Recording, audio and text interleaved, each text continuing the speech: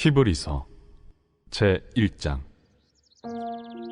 옛적의 선지자들을 통하여 여러 부분과 여러 모양으로 우리 조상들에게 말씀하신 하나님이 이 모든 날 마지막에는 아들을 통하여 우리에게 말씀하셨으니 이 아들을 만유의 상속자로 세우시고 또 그로 말미암아 모든 세계를 지으셨느니라.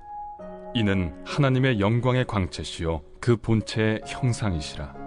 그의 능력의 말씀으로 만물을 붙드시며 죄를 정결하게 하는 일을 하시고 높은 곳에 계신 지극히 크신 이의 우편에 앉으셨느니라. 그가 천사보다 훨씬 뛰어남은 그들보다 더욱 아름다운 이름을 기업으로 얻으심이니 하나님께서 어느 때 천사 중 누구에게 너는 내 아들이라 오늘 내가 너를 낳았다 하셨으며 또다시 나는 그에게 아버지가 되고 그는 내게 아들이 되리라 하셨느냐. 또 그가 맏아들을 이끌어 세상에 다시 들어오게 하실 때 하나님의 모든 천사들은 그에게 경배할지어다 말씀하시며 또 천사들에 관하여는 그는 그의 천사들을 바람으로 그의 사역자들을 불꽃으로 삼으시느니라 하셨으되 아들에 관하여는 하나님이여, 주의 보좌는 영영하며 주의 나라의 규는 공평한 규이니이다. 주께서 의를 사랑하시고 불법을 미워하셨으니 그러므로 하나님 곧 주의 하나님이 즐거움의 기름을 주께 부어 주를 동료들보다 뛰어나게 하셨도다 하였고 또 주여, 태초에 주께서 땅에 기초를 두셨으며 하늘도 주의 손으로 지으신 바라 그것들은 멸망할 것이나 오직 주는 영존할 것이요 그것들은 다 옷과 같이 낡아지리니 의복처럼 갈아입을 것이요 그것들은 옷과 같이 변할 것이나 주는 여전하여 연대가 다함이 없으리라 하였으나 어느 때 천사 중 누구에게 내가 내 원수로 내 발등상에 되게 하기까지 너는 내 우편에 앉아 있으라 하셨느냐. 모든 천사들은 섬기는 영으로서 구원받을 상속자들을 위하여 섬기라고 보내심이 아니냐. 히브리서는 누가 썼는지는 분명하게 밝혀지지는 않았습니다. 아마도 사도 바울이 썼을 것이다, 또는 누가나 바나바 아니면 아볼로가 썼을 것이다 등의 그런 추측만 있습니다. 그렇지만 누구를 대상으로 쓰여졌는지는 편지의 내용을 보면 알 수가 있습니다. 히브리서는 모든 그리스도인들을 대상으로 쓰여졌지만 특별히 유대교로 돌아갈 것을 고려하고 있는 유대인 그리스도인들을 대상으로 쓰여졌습니다. 이 유대인 그리스도인들은 이때 당시에 참 어려운 상황 가운데 있었습니다. 이들은 이 당시 자기 동족들이 믿고 있는 유대교라는 그 환경에서 나와서 이제 예수를 믿겠다고 한 사람들이죠. 그 유대교 입장에서는 이 예수를 믿는 사람들은 이단입니다. 그래서 이 유대인 그리스도인들은 그때 당시에 있었던 로마인들에게 핍박을 받을 뿐만 아니라 동시에 동족인 유대인들에게도 이제 핍박을 받는 상황 가운데 있었습니다. 이단이라는 낙인이 찍혀서 가족과 또 이웃에게서, 사회에게서 버림을 받고 추방을 당하게 되었습니다. 예수님이 다시 오신다 그렇게 말씀하셨는데 다시 오신다는 예수님은 오시지 않고 또 박해는 나날이 계속되고 정상적인 사회생활도 불가능하고 그 피해가 나뿐 아니라 우리 가족과 또 자녀들에게 이렇게 이어지는 참 어려운 상황 가운데 있었습니다. 이런 상황 가운데서 이 유대인 그리스도인들이 너무나 힘들었기 때문에 다시 유대교로 돌아갈까 그렇게 고민하고 갈등하는 그 사람들을 위해서 쓰여진 그 말씀이 바로 이 히브리서입니다. 그들에게는요 정말 필요한 것이 무엇인가 하면 예수 그리스도가 정말 그렇게 대단하신 분인가, 내가 지금 이런 핍박과 또 환난을 받으면서 우리 가족과 이웃에게 그렇게 끊어짐을 당하면서도 내가 예수를 꼭 믿어야 되는가에 대한 그 확실한 이해가 필요했습니다. 오늘 1장에서는요 먼저 예수 그리스도가 천사보다 뛰어나신 분이다라는 것을 이제 말씀하고 있습니다. 저희는 이제 너무나 당연하게 예수님과 천사는 비교할 수 없는 존재다라는 것을 확실히 알고 있지 않습니까? 그런데 초대교회에는요, 이 천사에 대한 오해가 있었습니다. 하나님의 말씀이 천사를 통해서 왔다라고 생각을 했습니다. 하나님의 말씀을 천사들이 가지고 와서 그 천사들이 모세에게 넣어줘서 이제 그 말씀들이 전해졌다, 그렇게 생각을 했어요. 그리고 사람들이 기도하는 것도 천사들이 그 가운데 서서 하나님께 전달해드리고, 또 하나님의 응답도 천사들이 그 가운데 서서 다시 사람에게 저렇게 전달해주고, 그렇게 한다는 그 잘못된 생각이 있었습니다. 그래서 이때 당시에 유대인들은 이 잘못된 생각을 가지고 천사들을 숭배했습니다. 그래서 이 초대교회의 이 유대인 그리스도인들은 그렇게 생각했던 거죠. 우리 동족은 지금 천사들을 숭배하는데, 그런데 정말 내가 믿는 이 예수 그리스도는 천사보다 뛰어난 분이 맞는가? 그런 게 있었던 거죠.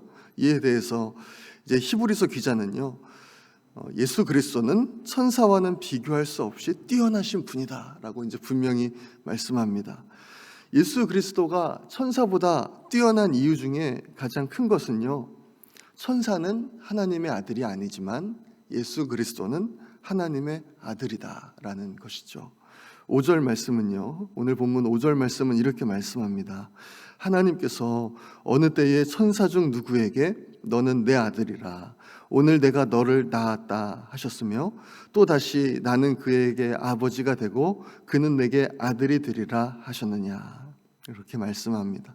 아들은, 우리 자녀는 그 어떤 것보다도 소중한 존재입니다. 언젠가 이런 영상을 본 적이 있습니다. 여러 연령층의 이제 사람들을 모아놓고 이제 인터뷰를 하는데요. 그 인터뷰를 할 때 이제 당신은 죽을 병에 걸렸습니다라고 이제 가정을 하고 인터뷰를 합니다. 그리고 그 상황 속에서 이제 두 가지를 선택하게 해줘요. 첫 번째는 무엇인가 하면요, 내가 지금까지 살아오면서 하고 싶었던 꿈들이 있지 않았겠습니까? 그 꿈을, 그 소망들을 다 이룰 수 있게 해준다는 겁니다. 못 가본 데도 가보고, 해보고 싶은 것도 다 해보고, 또 먹고 싶은 것도 다 먹고, 모든 소망을 다 이룰 수 있게 해줍니다. 그렇게 1년 동안 살다가 죽는 것, 그것이 첫 번째 선택지입니다. 다른 하나는요, 이제 며칠 내로 죽게 됩니다. 그런데 한국 돈으로 2억을 준다는 것입니다. 그때 아마 영상이 오래돼서 지금 시간이 지났으니까 한 30만 불, 미국 돈으로 그 정도 생각하면 될 것 같습니다. 두 가지 선택이 있는 거예요. 성도님들이라면 어떻게 하시겠습니까? 여러 사람들을 대상으로 이제 인터뷰를 합니다. 당신이 이런 상황이라면 어떻게 하겠습니까? 이제 먼저 학생들, 청년들 그렇게 대답을 하는데요. 학생들, 청년들은요, 당연히 첫 번째를 선택했습니다. 1년이라는 시간 동안 내가 하고 싶은 것들, 내가 이루지 못한 꿈들, 소망들 다 이루겠다. 내 그거 선택하겠다. 그랬습니다. 당연한 선택이라고 저는 생각합니다. 한 번밖에 없는 인생인데 어떻게 허무하게 죽을 수가 있겠습니까? 내가 하고 싶은 거 다 이뤄야죠. 꿈들 다 이뤄야죠. 얼마 있다가 죽을 텐데 그 뭐가 중요하겠습니까? 이번에는 이제 아버지들을 대상으로 이제 물어보는 겁니다. 아버지한테 물어보는데 아버지들이 그 학생들, 청년들한테 물어볼 때하고는 분위기가 조금 다른 거예요. 생각에 깊이 잠깁니다. 그러더니 그 돈을 선택하는 거예요. 저는 그때 정말 깜짝 놀랐습니다. 지금 이제 며칠 내로 죽어서 내가 쓰지도 못하는 돈, 그 돈을 선택하는 거예요. 저 사람들은 꿈도 없나? 라는 생각이 들었습니다. 꿈을 이루지 못해도 얼마 안 있다가 죽어도 그 돈을 선택하는 거예요. 제가 그 인터뷰에서 그 이유를 물어보니까요, 그 돈이 있으면, 그 아버지들이 이렇게 대답하는데, 그 돈이 있으면 내가 죽어도 우리 가족들 또 내 자식들이 그 돈을 가지고 살아갈 수 있을 거라는 거죠. 그 부분을 보면서 이 생각이 다르구나 라는 것을 느끼게 됐어요. 제가 고등학생 때, 대학생 때는요, 누군가 이렇게 저한테 물어봤었습니다. 만약에 나하고 저하고 자식하고 물에 빠졌는데 둘 중에 하나밖에 살지 못하는 상황이다. 그러면 어떻게 하겠느냐? 그렇게 물어봤을 때 제가 아쉽지만 그래도 내가 살아야 되지 않겠냐? 그렇게 대답을 했었습니다. 그러면서 제가 또 했던 대답이요, 아주 가관이었어요. 지금도 생각이 납니다. 자식은 또 낳으면 되니까요. 제가 그렇게 말을 했어요. 그런데 지금은요, 생각이 많이 달라졌습니다. 자식을 살릴 것 같아요. 왜냐하면 그렇게 사랑하기 때문입니다. 자식이기 때문이죠. 아들이라는 것, 자식이라는 것, 이것을 무엇과 비교할 수가 있겠습니까? 하나님의 아들이신 예수 그리스도와 또 천사를 비교한다는 것, 이것은요, 비교 자체가 되지 않는 것이죠. 오늘 말씀에 나온 것처럼 천사는 14절에 나온 것처럼요, 무엇을 위해 존재하는가 하면 섬기는 영으로서 구원받을 상속자들을 위하여 섬기는 존재들이다. 그렇게 말씀합니다. 천사들은 숭배의 대상이 아니라 정말 우리가 믿는 그 예수 그리스도, 그 초대교회의 유대인 그리스도인들이 정말 동족들에게도 핍박을 받으면서 그 믿고 있는 그 예수 그리스도는 그 어떤 것과도 비교할 수 없는 가장 귀한 분이시다라고 말씀하고 있는 것입니다. 지금 이 21세기에도 정말 1세기 때와 같이 정말 세상 사람들은 많은 것들을 높은 자리에 올려놓고 그것을 숭배하며 그것을 따라가며 살아가고 있습니다. 그렇지만 오늘 말씀에 나온 것처럼 우리가 부르는 찬송처럼 주 예수보다 더 귀한 것은 없습니다. 우리는 정말 그 어떤 것보다도 가장 귀한 그 예수님을 믿고 붙잡고 살아가는 사람들입니다. 우리는 그 무엇과도 비교할 수 없는 그 예수님이 나를 위해서 죽어주신 그런 사람들입니다. 우리는 그 피로 깨끗함을 받게 되고 또 하나님의 자녀가 된 사람들입니다. 그 예수님이 우리와 함께 하십니다. 이 사실을 기억하시고 정말 어려움 가운데 있다 하실지라도 정말 예수님 생각하시면서 우리 믿음으로 굳게 서시는 모든 성도님들 되시기를 간절히 소망합니다. 이 시간에 우리 함께 기도하겠습니다. 기도할 때에 하나님, 우리가 정말 가장 귀한 예수님을 믿는 사람들인데 끝까지 그 예수님 굳게 붙들고 살아갈 수 있는 은혜를 허락하여 주옵소서. 우리 그렇게 기도하기 원합니다.